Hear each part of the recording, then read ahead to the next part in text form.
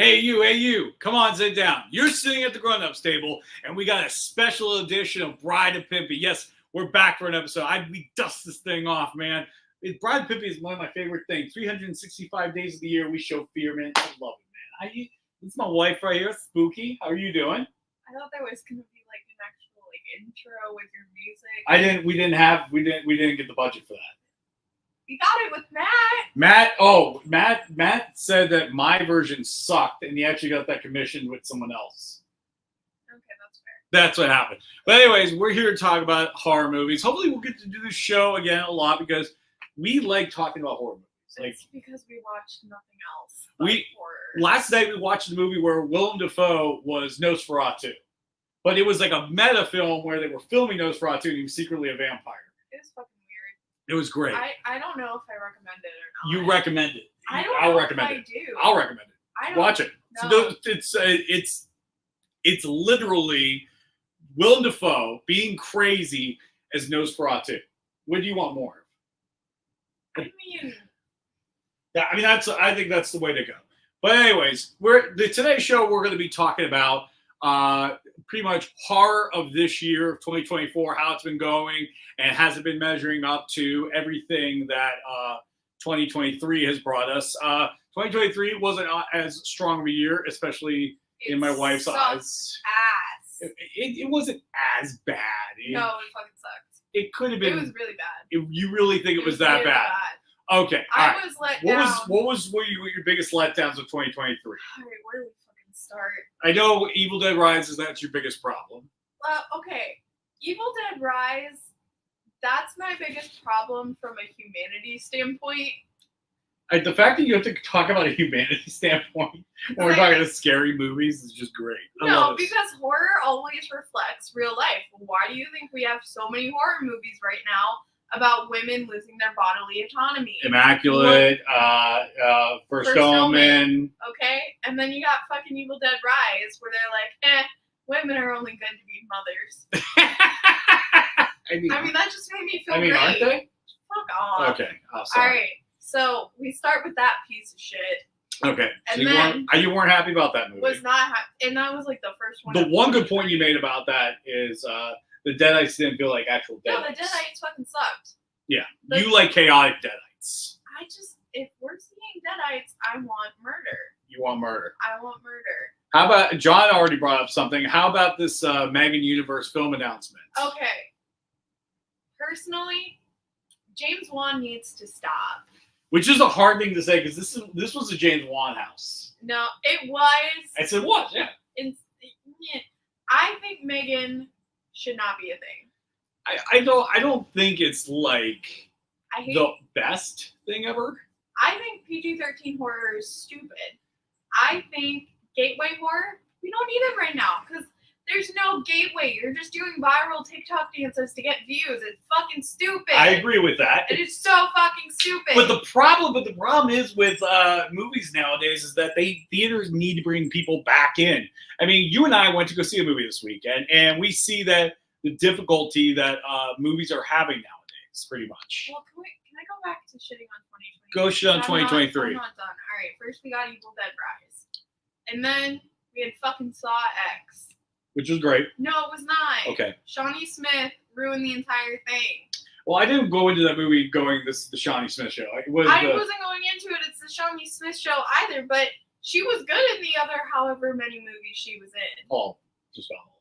And she was really good in all those. And then for some reason, she decided to fucking chew the scenery, and I feel like she was high.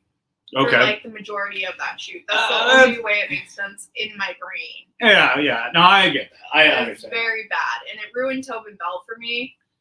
Yeah, because Tobin Bell was giving everything he got. He gave everything he got, and then you have this bitch fucking flying off the handle, and it's like, are you not paying attention to your scene partner? I agree with that. There's no doubt in the world about that. But also to prove another one of your points, how a lot of movies are a reflection of society's anxieties. Is essentially that movie was kind of about like another kind of fear of healthcare and scams and stuff like that, and getting ripped off of money and stuff like that. So like, That movie felt. I feel like the Saw movies today are a little bit more cathartic than they were when they first came out. They were. Like, I mean, they were a reflection of, you know, the post 9/11, what humans will do to each other and all that stuff. Now there's this kind of like, we kind of like to see bad people get their comeuppance because we're living in a time where I feel like we don't get that enough. But we didn't get the bad person getting their comeuppance in Saw X. How so? That fucking lady lived. Oh, but she would have been like a great. Maybe they're setting it up. Maybe it's Saw universe. I'm so sick of fucking universes. I know. Okay. I know. Okay. So, anyways, Saw X sucked ass. All right, and then Exorcist, my favorite horror movie. I love it. It's my all-time favorite horror movie. she's wearing the shirt. I'm wearing the shirt. I did not plan this. And then, I'm sorry, we had a Blumhouse piece of shit that turned into the Religious Avengers. I know. It had that great shot where all the religious figures are standing around in the middle of the exorcism. And they did the same. It's that same rotating shot from the Avengers movie where Black Widow's loading her Glock and everything. Yep. I will admit that. Well, luckily, good news is that they realized that was a bad movie, and now Mike Flanagan is going to take over for that. But That's some good news. But they should have done that in the first place. Oh, no doubt in the world. Mike Flanagan is probably one of the best horror movie directors out there right now, as well as his wife, Kate Siegel, who is, in our house, the queen, the Scream Queen. All right? Okay, but back to Blumhouse. Sorry, back to Blumhouse. Needs to be stopped. Our show has become the You Don't Like Blumhouse show. I want to say that. Name one good movie Blumhouse has done. Stop, dude. 2018 Halloween. No, we're not counting that. Oh, They shit. fucking ruined Halloween that Kills franchise. 2020. I Nope, like they that ruined one. that franchise. Ruined that Right fucking to the ground. franchise. Halloween ends right to the ground. Okay? Alright. Other things that pissed me off about 2023. Five Nights at Freddy's. I'm a camera guy now because I can rotate the Oh camera. my god. Okay, sorry. Five Nights at Freddy's. Okay. What the fuck? Dude, it was so funny because we might have the creator of that franchise watching the show. And it's just, that's the one thing I love about you, honey, is that you know where you stand with her, with you. You know what I mean? Like, I'm just like, yeah. I'm sorry. The video game that scared the living shit out of me my freshman year of college, and then they turn it into a movie where they're building like a blanket for it. Are you fucking kidding me? I think if they would have removed that scene, you would have liked it. I think you would have liked it. I wanted gore. I wanted death. I wanted good jump scares. The problem with it is because movie theaters are not doing well right now, that gateway horror is the easiest way to make the most money because PG-13 is the less restrictive ticket. So that means that for somebody who's under 18 or 17, they don't have to get a parent to go see the movie. They can just go see the movie.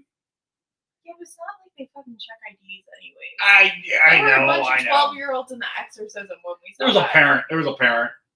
There was not a parent. There wasn't a parent? There was a parent for the one set. Oh, God. And then not for the other. That movie got so bad because you had to say something. I got really pissed off. I hate going to the movies. I hate people. I hate most things. Yeah. But the movie we saw, which we will talk about, was The Exorcism. Not to be mixed up with The Exorcist or The Pope's Exorcist, if you already know what the conversation is about that. But anyways, why don't we get into the movies this year? One more second. Okay. 2023 sucked ass. I fucking hate those movies. 2022 was really good, except for Halloween Ends. Here. Okay. Here. All right. Well, let's get into it. Let's talk about the movies we got. What we got here? Okay. So pause that. There we go. Hold on. I want to use this camera angle. There we go. Perfect.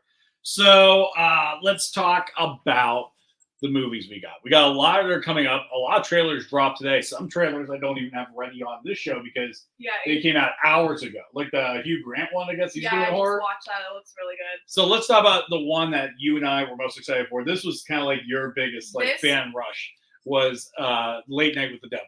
Late Night with the Devil. I'm going to say this. If it would have sucked, I probably would have killed myself, and I'm not being dramatic. And she's not. My wife has had enough of shitty horror movies. She's had enough. I was looking forward to this movie for a solid year because Shudder decided to be mean and bought the rights for it after it premiered last March. Yes. I can't remember which film festival. But you had to wait 12 months to see this movie. Yeah. Like a year. Because it didn't even get leaked.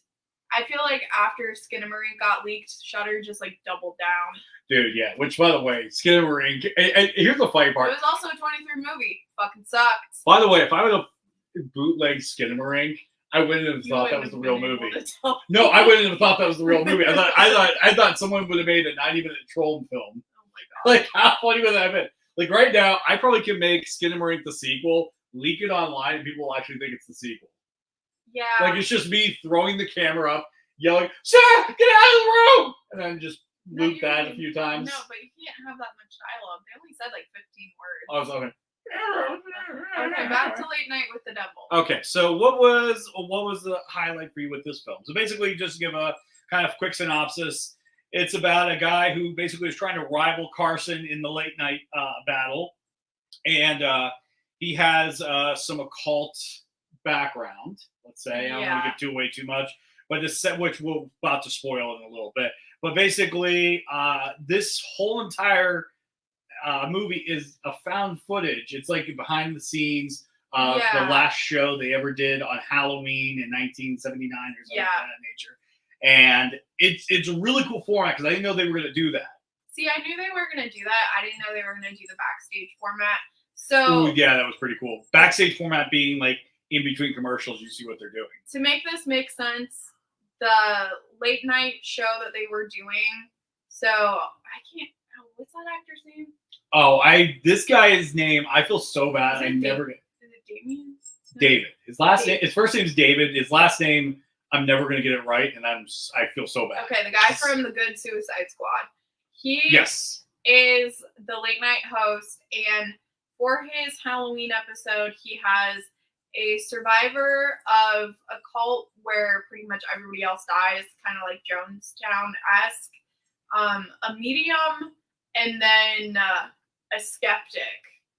And the cult survivor is possessed by a demon, and pretty much shit goes down. It's really, really good. The format is you have to get used to it, but the ending is so fucking trippy. It's really I don't want to spoil this one because it's actually genuinely good. It goes to the trip farm. It really does. does. Like this movie pulled out all the stops, and it's really a great film. Like, it is, and the effects are good. I know there was a controversy. They do use AI artwork. I know people got upset about it. It was only 3 stills, basically. Yeah. You know, like when they have those like "We'll be right back" and they'll have like a little title card. Yeah. It's honestly not the worst. And again, not the worst they could have done. It's Hollywood. A slippery slope. It's a slippery slope. No, I agree. I mean, it wasn't like they were. It's not like how they had like Carrie Fisher in 2 movies after she died. You know what I mean? Like it's not. We're not talking about putting someone entirely in a film after they die. Yeah. Like I'm not saying it was excused. I'm just saying like it's the difference between shooting a gun in the air and then shooting someone in the head. Yeah. So, but I would say watch this if you watch any movie from this year. It's this one. It's on Shudder. I know Vance Daniels said he loved this movie. It was a perfect representation of 70s TV shows. Yeah. Yeah. And then I know I think John said he's just getting grumpy. He's becoming a grumpy old man, or new horror is just not hitting the way it does. It's not hitting the way that it used to. We're getting back to it, but it's not hitting the way it used to. I think what happens is that whenever there's a new trend in horror, they beat it to death. And I think it started with Get Out. I don't even think, because it became this social horror, which then became elevated horror, and then everybody's trying to win an Oscar. We're not trying to make it a award. See, I don't think it's that though. I think the nail in the coffin was all the reboots and the requels. Really? I think how so? I think Halloween 2018 started the trend, and the other franchises couldn't keep up. Fucking Halloween couldn't even keep up. I know, it could burn. The thing that trailblazed literally died. It fizzled. Because if you think about it, since Halloween, that's a good point. Since Halloween 2018 came out, Scream franchise came back, Saw came back, Chucky came back, Texas Chainsaw Massacre came back. Fucking, we're getting technically the Friday the 13th fan films, which those were fucking bomb awesome. Go check that out. Never Hike in the Woods 1 and just great movies, direct sequels of the sixth movie, which was the best Friday the 13th movie, in my opinion. So, but those are amazing. They're on YouTube for free. Go watch. But you also have the Friday the 13th TV show. They were trying to get off the ground to come back during this time. Yeah, that's true. Same thing with Creep just got announced that it's getting a TV show back. Conjuring fucking decided to spew out even more shit. Which is going to be a TV show, probably. I don't even want to think about it. It's going to be a TV show. Yeah, and then we got a fucking Return to Derry, which we thought was going to die, but now it's back. Yeah, which I mean, you know what it kind of feels like, a Return to Derry? It feels like a season 3 of Castle Rock. It is, but here's the thing. They have so much source material that they did not put in those 2 movies. So maybe they might. Do you think they might emphasize it? I mean, it depends on how brutal they want to go. But well, Game of Thrones plays on HBO, so I mean, if you could toss a kid out of the window after watching A Brother and Sister, then I think the window is wide open for them. Pennywise legitimately eats a baby. Eats a baby? He eats like an infant. Fucking go. Like in the 1600s. Let's go. An infant. That is awesome. He was on coke when he wrote it. Dude, yeah, Stephen King's mostly on coke. Yes, most of the time. Okay, but anyways, the nail in the coffin for horror recently has been the reboots, the requels, the legacy sequels, whatever the fuck you want to call it. That's a good point. It fucking sucked. Chucky so far is the only saving grace. Dude, they've been cooking. They've been cooking. Everything else completely missed the mark. I think the biggest disappointment, because Scream 5, I still like. I don't care what anybody else says. That shit was good. It was good. It was good. It would have been a perfect torch passing movie if they had actually passed the fucking torch. But the first reboot legacy sequel that got a theatrical release, that was the biggest disappointment, was Evil Dead Rise. And I think Evil Dead Rise was like the downturn of it. Because it...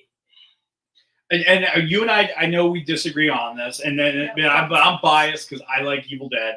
I will ride or die with that at all times. So that's a rider. I understand. So... But yeah, that has been the nail in the coffin with horror. We had the elevated horror, Get Out, social commentary for a little bit, but then the reboots kind of knocked that out. Okay, yeah. Now we're going back into social horror because we have First Omen, Immaculate. We're in a big election year, which I know some people are like, what's the election have to do with it? There's a movie that didn't do that well called Founders Day, which is basically like Scream for politics, which didn't do well. It didn't do well. Everybody wanted it to work out. It didn't work out. But anyway, sorry. But we're now having more social commentary. A24 dropped a trailer. I can't remember what it's called, but it's with Brandy. And it's that photo. It's with Channing Tatum, isn't that? No. Taking pictures. Oh no, it's a different movie. She takes in her elderly white racist stepmom, and she's pregnant with her first kid. It's really, I think it's A24. It dropped. It's good to see Brandy back. I haven't seen her since the Cinderella movie. I mean, she's been doing stuff. Has she? Yeah. Okay, sorry, I'm out of touch. She dropped like 5 albums. Dude, I am so out of touch. It's not even funny. Dude, and I still play N64. Okay, that's how out of touch I am. Which, in my opinion, not out of touch. But no,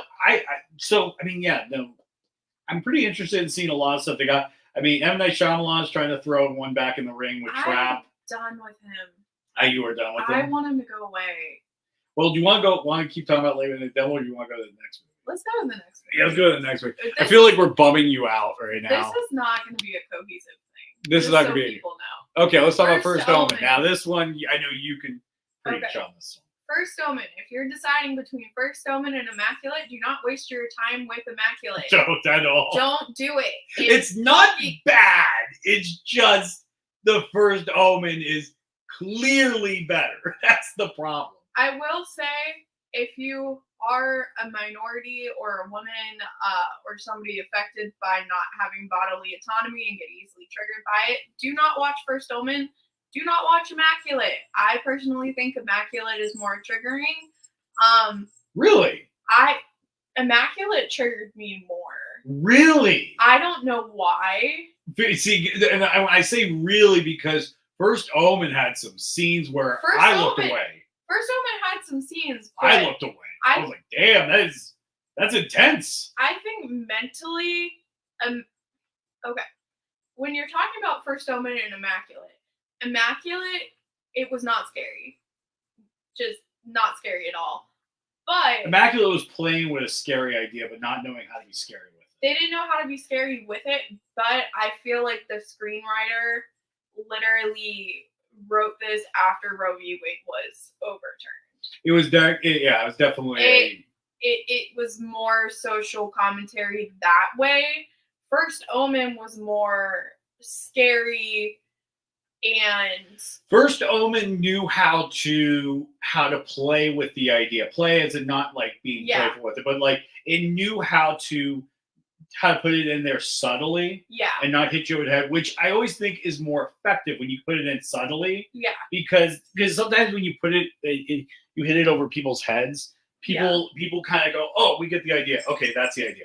But wait, when you put it in subtly, you are so engrossed in the main character's emotions that you feel like you're gonna drown. The only way I can describe it is Immaculate made me want to stockpile Plan B. First Omen did not. Wow. It's so funny. Like it's so funny how it's so funny. Yeah. It was the dialogue that got me. Plus, we watched it late at night. I was tired. Which I love it a lot of times. You make a lot of bad horror movie decisions when you're tired. Like last night, you were kind of drugged up, and you're like, "Let's put on the Willem Dafoe Nosferatu movie," and then after the movie, you're like, "What the hell happened?" And when he says drugged up, for people who do not medication. know, I have chronic pain. I take meds to help me sleep at night. They make me loopy. Very loopy. Here's how loopy she could get. I one time gave her Christmas gifts when she was loopy, and then I rewrapped them up and gave it to her later again for Christmas. She had no clue. Okay, that was when I had my hip injected. That doesn't count. But it was great. It was a fun little experiment. I was like, wow, it really is. It's like sometimes I get like a second redo with you. It's like if you hate a gift, I'm like, oh, okay, return this. We'll return this, and I'm like, oh, I got a better gift. One day I'm gonna get back at you. One day. But anyways, so let's talk. So okay, First Omen. First Omen. I will say you need to watch the original Omen first because characters from the original Omen pop up in First Omen. But to me, it's elevated horror. It's fucking freaky. I wouldn't even call it elevated horror. I thought it was just good horror, really. I would consider it elevated horror. Really? With just some of the shots that they did. I will admit They're high up. It's hard to call that elevated horror, not because it wasn't good, but because like the Omen, I felt like it was on par with the original Omen. No, it was better than the Omen. But I never think of the original Omen as elevated horror. That's the thing. Yeah, but it can still be within. It's a classy pick. It's really not. It's a classy pick. I hate Omen. No, I'm talking about the new one. The new one's classy, yeah. It's classy. But I still think it's elevated. Just a smidge. It is. It's like I found like the death scenes really good. This was like the perfect example of how to do homage to the original movie. Yeah. Like some of the deaths were almost like ripped from the first movie, but because they knew how to execute it and how to film it and twist it a little bit, because they wanted this feeling of like repetition in that this isn't the first time it's been done. And because they did that, it was well thought out. It was executed very well. The only thing I fault First Omen for, it was just a little too predictable. Just a smidge. But do you think that's the part it suffers from being a prequel? Knowing that it has to go here. No, because I think somehow they still could have done a better bait and switch. It got me. See, you're just gullible. Yeah, okay. You're stupid. Okay. Yeah, I felt like for me, I like this one. I like it. It was good. I still think Late Night with the Devil is better, but that's just me. But once again, if you're a woman, proceed with caution with First Omen and Immaculate. All right. Just saying. Let's go to the next one. I think the next one's actually Immaculate. We kind of just talked about it, really. You're just, okay, it's not a good movie. Just I would skip it. This is like a fun palate cleanser, like after you watch First Omen. If you just want to watch something where you're like, I like this, it's like It's like going to Five Guys, but you're still hungry for a burger, but you don't want to pay another $15, so you go to Wendy's and just get like a tiny burger. I guess. I feel Immaculate is one of those movies I don't think I will ever watch again. I don't think so. No, it was just not good. This is a good, like, I'm cleaning and I don't want to miss anything First Omen, but I want to watch this type of genre. Yeah. Yeah, that makes a lot of sense. That makes a lot of sense. All right, let's go over the next one. Wow, this one. Okay, this one was disappointing. Really? I was highly disappointed. Why were you disappointed Because in this one? everybody kept saying it was like brutal. Oh, okay, yeah. Gross. Yeah. And just, they made it sound like it was going to be fucking Terrifier 2. So, funny And it was story about not. me and Sarah is that, I hate Terrifier 2. well, not that. We will go into some movies where people are like, oh my God, people are vomiting in theaters after watching this thing. And you and I will sit there just like, fucking go. Unimpressed. Like, apparently, like Evil Dead Rise, people were vomiting in that one. We were fine with that. Then we saw another movie, people were, Saw X, people were vomiting. Saw X was... It was just kind of, it was kind of weird that you and I were just kind of like immune. Let me put it this way. Me and her can watch Saw movies and fall asleep. Yeah. Just clock out. Somebody's screaming in agony, like we're out. Pretty much. It's like white noise. It's really awful white noise. I routinely fall asleep to the Texas Chainsaw movies, the reboots. Not the shitty one that came out a year or two ago. And not the other shitty ones. The good ones. There's a lot. You have to be very clear. I know. If you think some film franchises don't give a fuck about their franchise, Texas Chainsaw does not give a fuck. Anyways, When Evil Lurks is pretty much about what is kind of a pandemic. It is. It's a pandemic of somebody being possessed by, is it a demon? Yeah, like demons, and like apparently they try to get you to kill, and it's just like it spreads with killing. It pretty much, the whole thing is the entire town, no, they haven't had any incidents with this demon. A family on like the farm next door, the oldest son is fucking possessed. They've been hiding it. And the two main characters try to drive it out of town. It doesn't work, and then everybody just starts killing everybody. This does have some really gnarly kill scenes, like that one scene with the truck. Remember after they went chasing for the kid and they come back, all of a sudden the truck just blasts that guy into the building. Like that was crazy. But what was the part that you just feel was underwhelming? It was very underwhelming. I blame TikTok because TikTok was hyping it up. That's why I fucking hate social media. They overhyped it. They said it was this amazing, brutal movie. And the pandemic aspect of it, I really liked. I really, really liked. I just think they could have done more. I think one of the things you and I suffer from is that we aren't the casual people. So I think sometimes we have to tell ourselves, like, okay, this is the casual person saying this is brutal. Yeah. And it's not. Like, you know what I mean? Like, yeah. I still say it's worth the watch.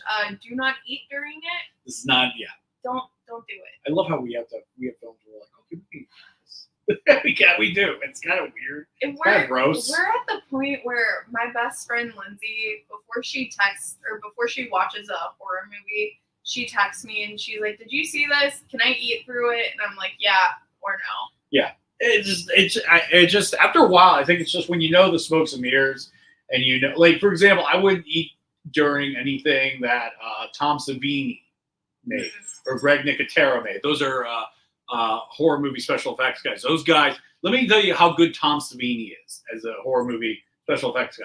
Walking Dead. No, that's Nicotero. But he's a student. He is a student of Savini. He is a student of Savini, and he did the Night of the Living Dead movies. Oh yeah. But here's how hardcore he was. He was a photographer during Vietnam, or he was something in Vietnam. Basically, he's like, if what he creates doesn't give him the same chills as when he was in the war, then it's not good enough. Yeah. That is extreme. Yeah. But that's really awesome. So that's the type of guys we go hard for, like that. Now, my lord, this movie blew me away. Godzilla -1. We saw it twice. We saw it in color. We saw it in black and white. Well, I know you love this movie. Godzilla is that's your dude. I love Godzilla. I will say, if you do watch this, you're not gonna like the MonsterVerse that they're doing right now. You're gonna hate it. Even if you go in liking what they been doing. Because I liked what they had been doing before, and then we saw this, and I was like, "Fuck that." This is like if somebody's like, with all these ingredients, we're gonna make this meal, but then somebody can make something better with those ingredients, and you're like, what in the hell is this? So Godzilla -1 takes place directly after World War II in Japan. Like a day. Yeah, like the day after. And Japan's army has been disbanded, right? Yeah, it's been disbanded. And in this World War II pilot, he's on an island with people who repair planes. They find out he was a kamikaze. He makes an excuse the plane doesn't work. They're attacked by Godzilla, and he lives with more survivors' guilt because, number one, he didn't die at the war, which is looked upon as dishonorable. Yeah. Because, and the town folks make him feel that every 5 minutes when they find out. They're like, wait, you were a kamikaze? And then the fact that he didn't help those people fight a smaller version of Godzilla before he grew up bigger. So Godzilla worked as a PTSD for this guy the whole entire movie. And it was kind of cool to see Godzilla be a symbol of PTSD. Maybe not the way he was in the first movie, but definitely how he is in, because the first movie, there was more of this Pandora's box of what we do and what we create and causes this and stuff like that. And this one was more like, because he failed to shoot a gun to hit Godzilla to save the other soldiers. Yeah. Now, would it have done something? Maybe, maybe not. But the fact that he failed to shoot and those other people die, he lives with that guilt. Yeah. And then the country of Japan has to rally to kill Godzilla. Which, by the way, this movie is patriotic on many levels. It is. Because, like, and I think this movie hits perfectly for the time it is. Yeah. Where it's like, people need to, it's for people that don't feel like their government is taking care of them. Yeah. They have to rally together and take care of each other. And it brought this kind of, like, emotional hope and peace to, and I liked it. And I like that. It was a kind of a unity that I feel like, with America being so divisive as it's been the last couple of years, I miss that. I miss that feeling where in this movie kind of created that. And this movie, for one thing, made me care about the humans. Yeah, I did. Which I haven't cared about humans in a while. That's since King of the Monsters. I loved King of the Monsters. King of the Monsters was the peak moment for that. Yeah. Franchise.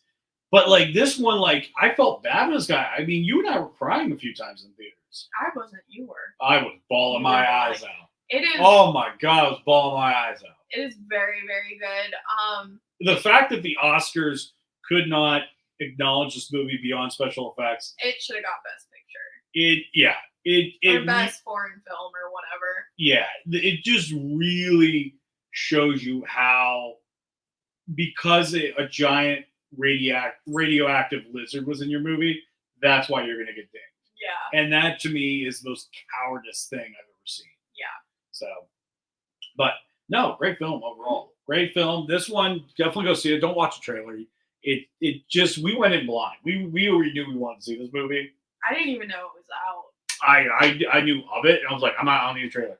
For me, our rules in our houses of trailers, those are the things that help convince us to go see the movie. Trailers give away too much now. They do. No one knows how they. Do you know who's been doing amazing with that? I know we're going to talk about it in a little bit. A24. Long legs. Yeah. Dude, I just finally figured out what part of the movie it's going to be about. And I didn't realize what it was going to be. How did you not know? A serial killer? Yeah, you didn't know that? Not a clue. There were so many fucking clues. Dude, I watched that trailer 30 times. I had no clue what it was about. Dude, it was. I'm psyched for Long Legs. I was like, fucking psyched. So I'm excited for that. We'll talk about that in a second. Let's go on to our next topic. Maybe that's next. Please be next. Oh, let's talk about this. So, The Exorcism. He's the new Scream King. He is becoming the new Scream King right now for me. Dude, this guy, I love Russell Crowe. He's pulling a much more well-informed Nicolas Cage. He's got his Oscars. Now let's do some horror movies. I do want. I know I say I hate franchises. I want Pope's Exorcist to be a franchise. Dude, it's like a Fucking fun give it version to of us. Conjuring right now. It's a better version of Conjuring because we don't get the whole. No, I'm going to say something offensive. I'm not going to do it. Yeah, it's fine. It's fine. I love offensiveness. But okay, so this movie, real quickly, nothing to do with the Pope's Exorcist. Has nothing to do with the Pope's Exorcist. We went in blind to this.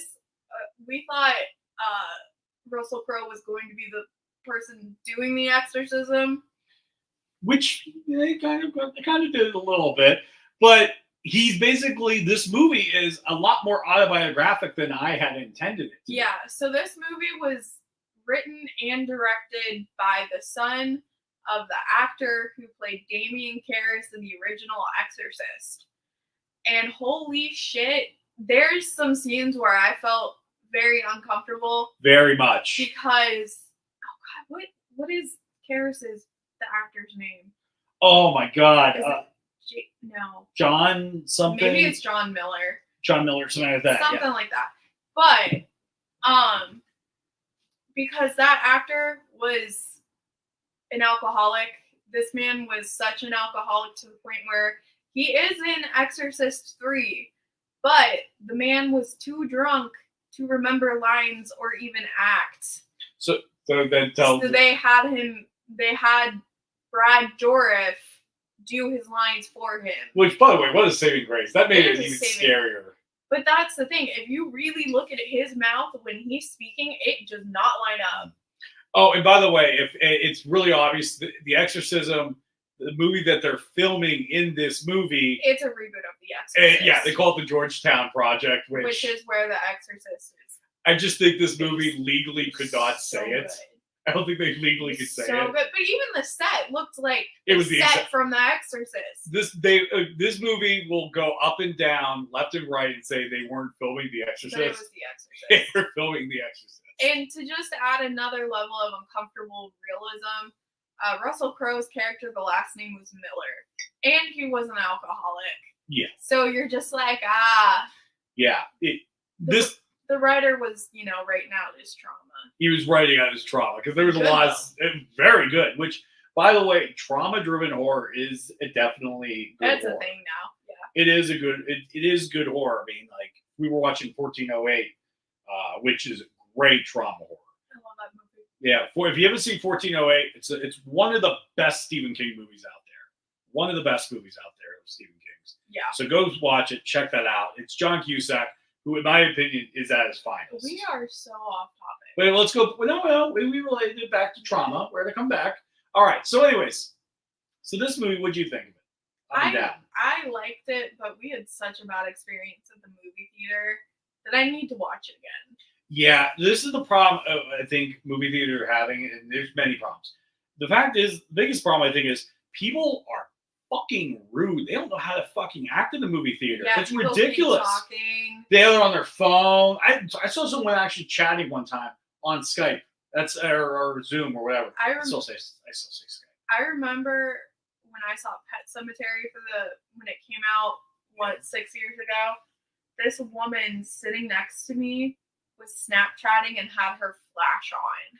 Dude, it's ridiculous. Like, people just do not know how to act. No, they don't know how to act, and it's making me not want to go see movies, but I like seeing horror in the movie theater. Like, we go Sunday mornings now. We do Sunday mornings or like early Saturday, but we went afternoon on a Saturday to see this, which was not a good idea. Yeah. There were a lot of annoying fucking teenagers. It's a good movie. I think I would like it more if I rewatched it. Yeah, and then because the thing is, a lot of people forget this, is that the movie theater is designed to make sound in a certain manner that the movie was intended to have. Yeah. Like, sound design is so important in horror. It's so important. Like, to the point where the music, when it was taken out of Halloween, wasn't as scary until John Carpenter put it back in. Yeah. I mean, like, it creates a mood, it creates a tone, that eeriness to it all. It's just fascinating. And it's like, it's just tough. And then it's just not worth the price for a dirty movie theater with rude people. Yeah, it's not. It's just not. And when I go to the movies, I'm not paying to hear your fucking commentary. No. If you want to whisper, great. Fucking whisper. Even at 1 or 2 words. Yeah, that's all we do. I'll be me and Sarah the most. We'll be like, oh, it's that guy. That's it. Yeah. But nobody can hear us. No one's paying for your fucking commentary. No one's paying. Nobody cares. Yeah. Stop ruining it. Because it takes you out of the movie. It takes you out of the event. It literally destroys it. Because horror is best when you are engrossed into it. You feel like the person next to you could stab you to death because you're in that world with the character when they're walking around the empty house or in the dark or in the cave or in the woods or anything. But with this movie, anytime there was a lull behind us, we could just, they weren't even whispering. They were really fucking loud. Yeah. It's dumb. Like, I think they just need a guy who sits there and he gets to tase you. Like a movie marshal. No, just like an airport marvel. No, that's excessive. No. A movie theater is sacred to me. We're seeing long legs at like 9 in the morning. 9 in the morning. If that gets ruined for me, I will cut a bitch. We gotta do it, yeah.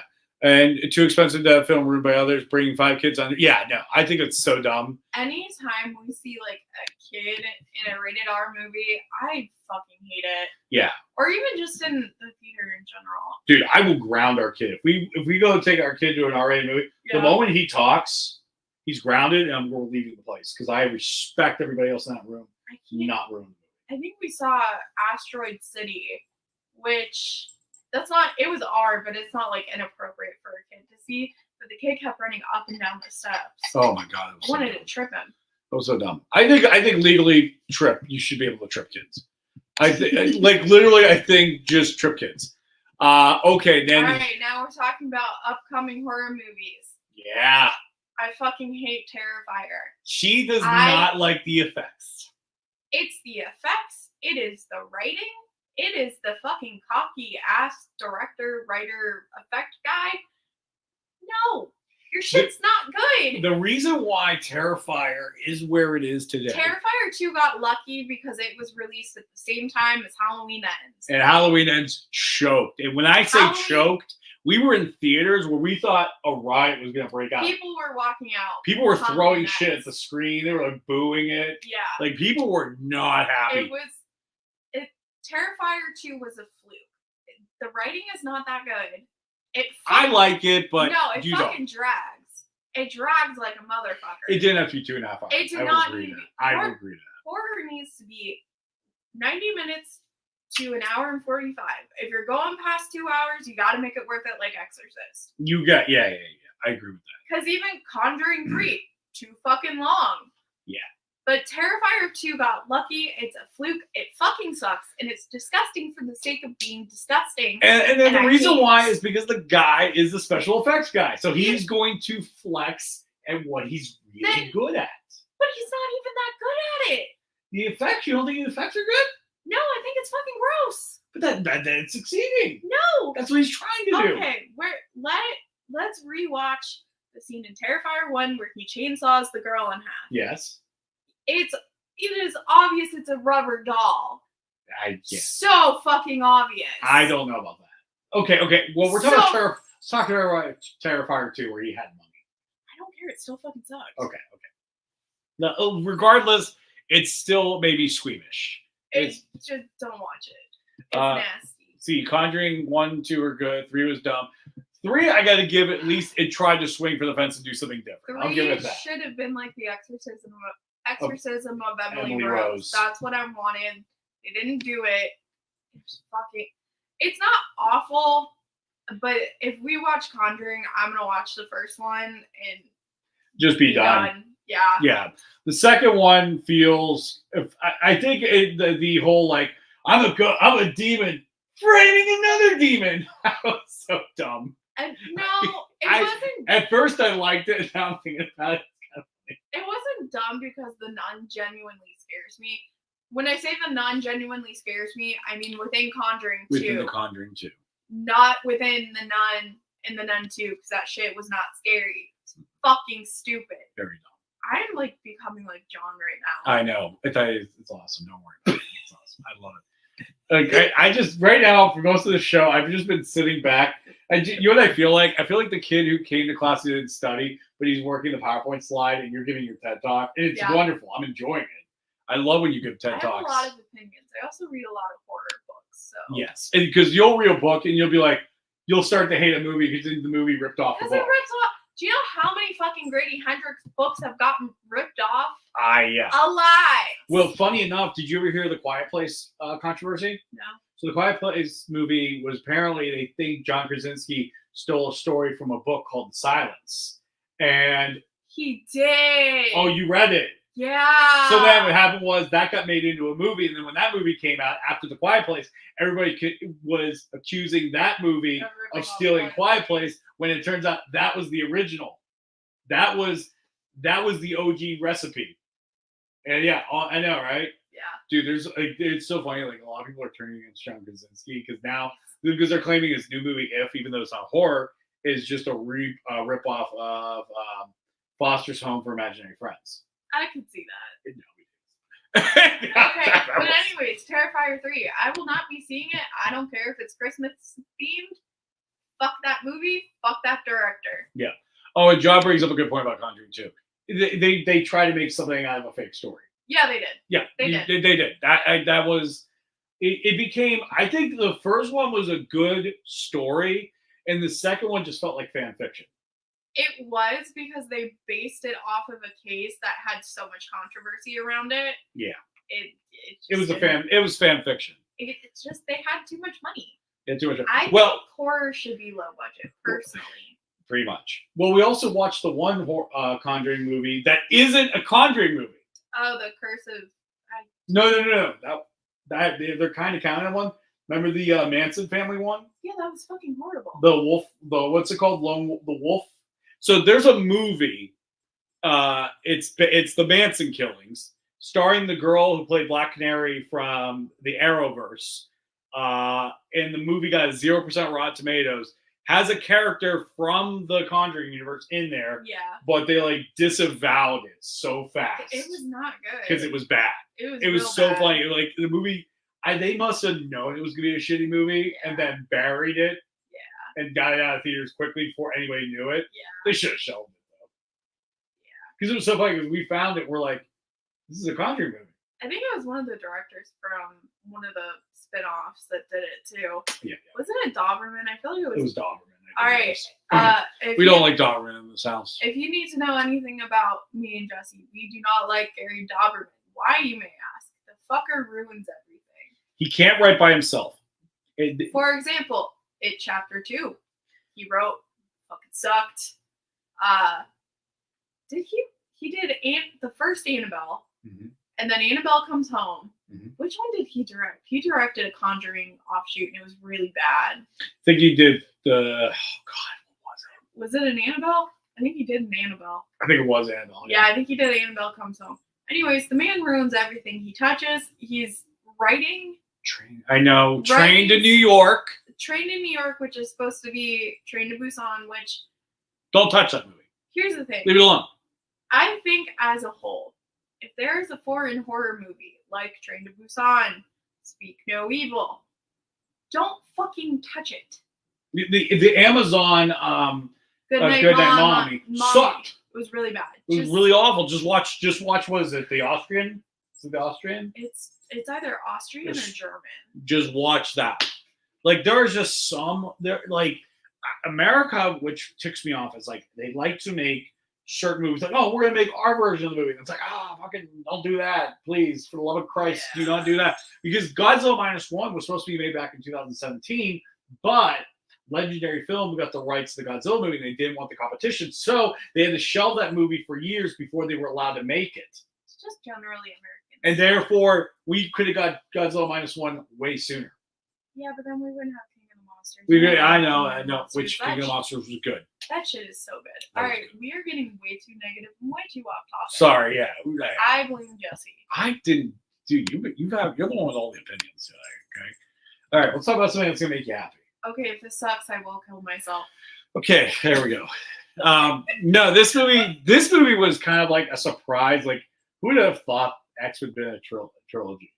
I'm so happy it is, though. Yeah, the fact that they filmed another movie while that one was being made, and then now Maxine. See, and here's the thing: we have COVID to thank for that because they wrote Pearl during their 2-week quarantine period before they could start filming X. Yeah, and also I like that Pearl had this kind of fun commentary on COVID. Yeah, it did. Because, I mean, technically, it's like there's this whole theory of like 100 years, there's always this big thing. Yeah. And they were showing their 100-year thing. Which was, I think it was Spanish flu. It was Spanish flu, yeah. Really good. Which was kind of interesting. But Maxine looks really great. I haven't watched any trailers. I'm going in blind. I think you're going to Yeah. like it. I watched one trailer and I stopped after a while.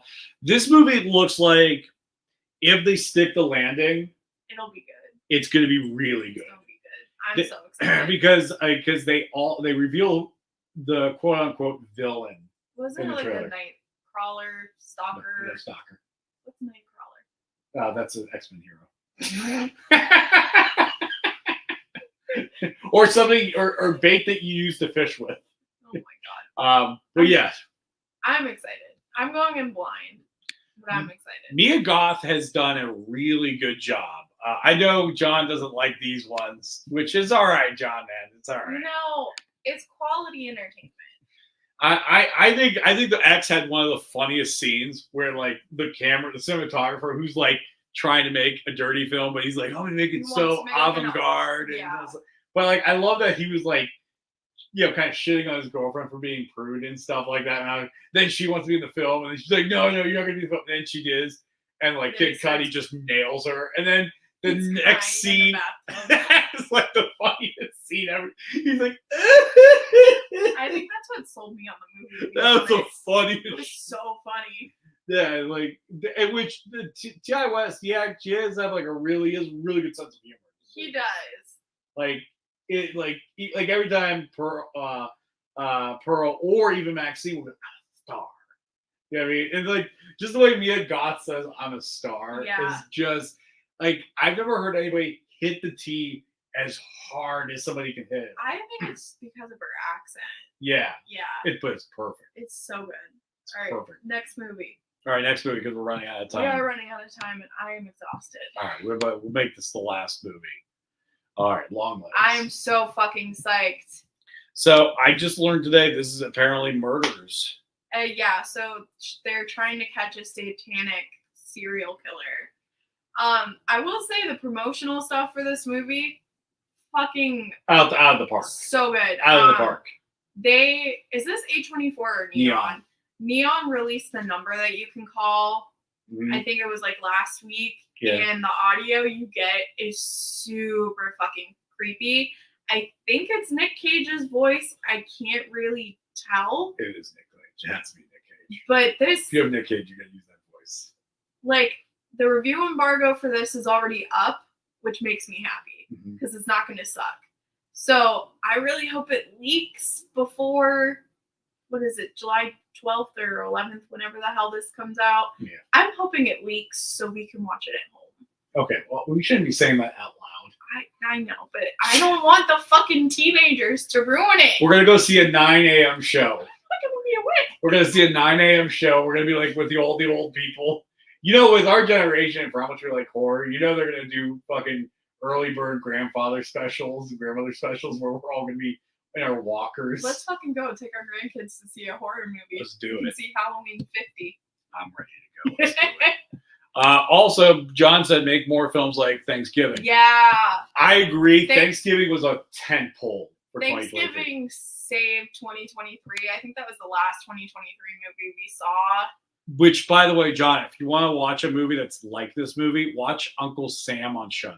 It's actually good. Just get past the premise. Get past the premise is goofy. Basically, it's about this dead person resurrected on the 4th of July and killing people for unpatriotic reasons. And the first time you watch it, you're just like, this is hilarious. I love this. It's just beautiful B movie-esque. Watch Uncle Sam. I can't tell people. It's good. It's good. It's a really good movie. Okay. Movies that we didn't talk about. Into Violent Nature. Why do you keep commenting about Hereditary and Midsommar? Dude, what did you say? Hereditary and Midsommar are still shit. Fuck you, John. They're good. Well, listen, John is a hard person to debate when he tells me, he's like, well, you know those movies are just Paranormal Activity 3 and Wicker Man. They are, but They're good. They're remakes. I'm not saying they're original. I'm saying they're good. A lot of shit that I like, not original. Do I care? No. Yeah. It's fucking good, John. It's like Jimi Hendrix when he does Along the Watchtower. I think he commented something else. He probably did. What was it? Garbage, trash. All right. I will block you. All right. Well, anyways, that's all the time we got. Is there anything you want to say before we get out of here? Any last words of horror wisdom? Fuck Evil Dead Rise. Okay, thanks. I knew she was going to do this. I literally told her, don't do this. Let's not talk about Evil Dead. It's last year. And I'm still fucking pissed. she's still mad. And I'm still mad about Saw X. Shawnee Smith needs to no longer be acting. Yep. Okay. Yep. John agrees with that shit too. Yeah. But anyways, thank you guys so much for tuning in. Right now, I see we have 6 people watching. If you didn't get to watch the whole episode, don't worry. It's on YouTube. It's on Facebook. Just rewind the whole episode, watch it, and enjoy, and have a good time. Bride and Pimpy, we'll talk more about bringing this show back more because obviously Spooky is amazing at this. Like you are always amazing at this.